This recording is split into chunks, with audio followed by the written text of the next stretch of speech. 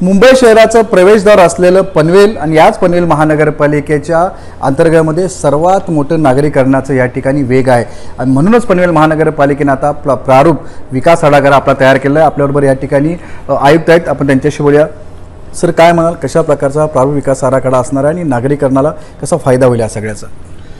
पनवेल महानगरपालिकेचा हा पहिला draft DP आम्ही तयार केला आहे। हा जो डीपी आहे हा सिडकोचे डेव्हलप नोड सोडून त्या व्यतिरिक्त 60.78 स्क्वेअर किलोमीटर एरियासाठी आपण तयार केला आहे, ज्याच्यामध्ये 5 आमचे उपविभाग केलेले आहेत। याच्यामध्ये नागरिकांच्या ज्या सुविधा आहेत त्याचा विशेष आम्ही लक्ष घेतलेलं आहे। नागरिकांना त्यांच्या आत्ताच्या राहत्या ठिकाणापासून 500 मीटरच्या आतमध्ये, म्हणजे 2 गावांच्या मध्ये 1 किलोमीटरच्या आतमध्ये त्यांना शाळा, बगीचे हे कशा प्रकारे अवेलेबल होऊ शकतील, त्यांच्या प्राथमिक सुविधांचं लक्ष कसं दिलं, वैद्यकीय सुविधा कशा प्रकारे उपलब्ध होतील, या अनुषंगाने याचं पूर्णपणे प्लॅनिंग आम्ही नियोजन केलं आहे। याच्यामध्ये विशेषतः काय म्हटलं तुम्ही तर एकूण हा जो डीपी आम्ही बनवलेला आहे त्याच्यामध्ये 42 शाळा, 42 खेळांची मैदाने, 112 बगीचे आणि 47 ठिकाणी वैद्यकीय सुविधा आपण त्याच्यामध्ये उपलब्ध करून देत आहोत। पनवेलच्या ट्रान्सपोर्टच्या म्हणजे पनवेल ट्रान्सपोर्ट डेव्हलपमेंटच्या अनुषंगाने आमची जी कंपनी आहे तिच्यामार्फत आम्ही त्यासाठी मोठ्या डेपोची व्यवस्था आम्ही धानसरी तिथे केलेली आहे आणि वेगवेगळ्या ठिकाणी चांगले त्यांचे थांबे बस स्टँड्स कशा प्रकारे उपलब्ध होतील ते देखील केलेलं आहे। तळोजा जे मजकूर या ठिकाणी आम्ही 25 एकरचं मेडिकल हब तयार करतो आहे, जेणेकरून त्या ठिकाणी जिल्हा मेडिकल कॉलेज किंवा जिल्हा सिव्हिल हॉस्पिटल या ठिकाणी उपलब्ध करता येईल। आडिवली येथे मोठं अम्युजमेंट पार्क आपण तिथे प्रस्तावित केलं आहे।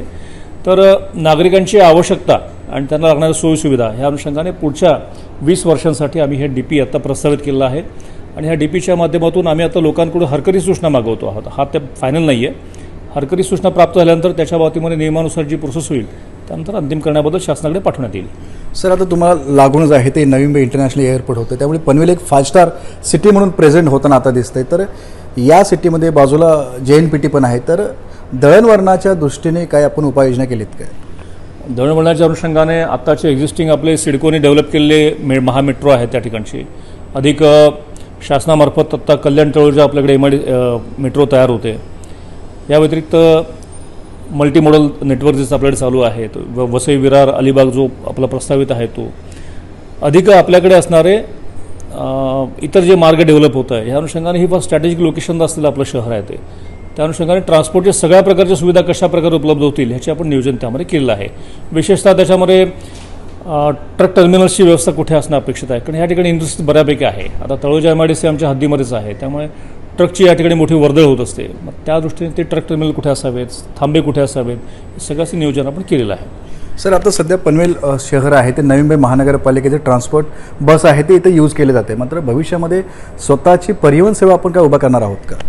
परिवहन सेवा उपलब्ध करण्यासाठी special purpose vehicle SPV already आमच्या महानगरपालिकेशी आम्ही स्थापन केले आहे आणि त्याच्या माध्यमातून आता आम्ही IITकडे आम्ही त्याच्याबद्दलचा फिजिबिलिटी रिपोर्ट्स सादर करण्याबद्दल आम्ही त्यांच्याकडे प्रकल्प अहवालासाठी पाठवलेला आहे। त्याच्यामध्ये गो हेड आल्यानंतर एक्झिस्टिंग असलेले NMMT, KDMT, TMT आणि बेस्ट या सगळ्यांचं कन्फ्लुएन्स होऊन आमची सेवा कुठल्या एरियामध्ये देता येईल, नागरिकांना कशा प्रकारे त्याचं बेनिफिट होईल या अनुषंगाने देणं भविष्यामध्ये प्रस्तावित आहे।